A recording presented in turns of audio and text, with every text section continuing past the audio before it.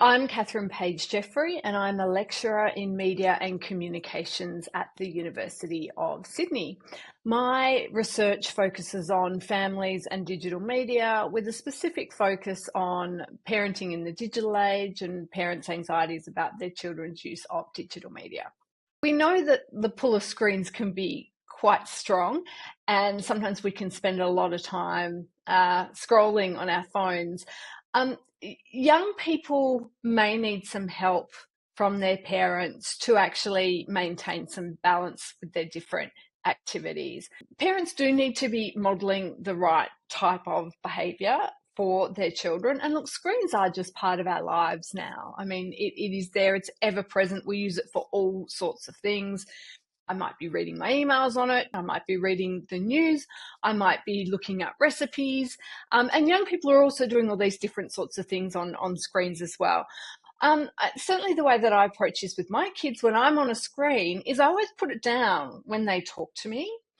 So having this, yes, screens are there, but if you want to engage with someone else face to face, putting it down and actually talking to them, saying, I'm giving you my full attention now, and expecting young people to do the same.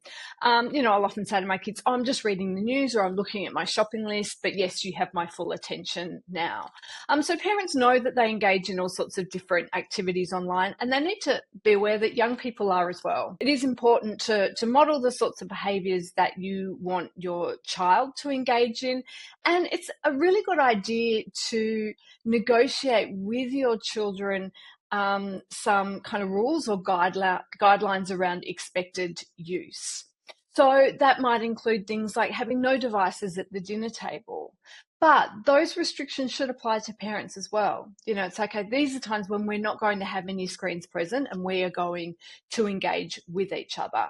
So it's not really fair for parents to say, no, you won't have your device here, but I'm allowed to. And I think parents will find that they'll get a lot more buy-in from their young person if they discuss and negotiate these agreements with them, and then if everyone sort of sticks to it.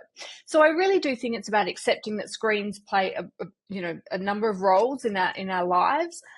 They are important, but there should be expectations around appropriate use.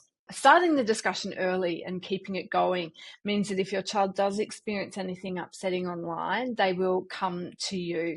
But it's so important that parents listen to their child without judgment, because what parents really want is for their child to talk to them, because then parents can help them. You can't really expect parents to know absolutely everything that young people are doing online, but I think if parents show an interest, which is not about kind of snooping or checking up, but just showing an interest in what their children are doing, then parents can check in every now and again to check in with their child and say, how you doing? Have you come across anything online that's upsetting? Obviously, parents know their children best. If they see any change in behaviour amongst their child, they're becoming withdrawn or they seem upset, then hopefully you've already kind of established the foundations to actually then talk to your child. So if parents are setting strict guidelines and then that their child has contravened those and gone online, if they experience something upsetting or someone approaches them or they're being bullied,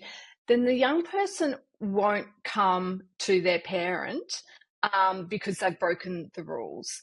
So the other thing is it's important that parents don't take the device away if their child does break the rules or if something bad happens. I know it can be really tempting for parents to do that, say, right, this is the problem, I'm going to take the device away.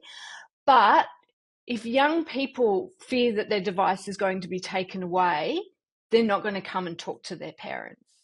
So that's really important. So I think it's about parents listening, checking in without judgment is really the best thing that parents can do and work with their child to kind of navigate any tricky situations or scenarios that they encounter online.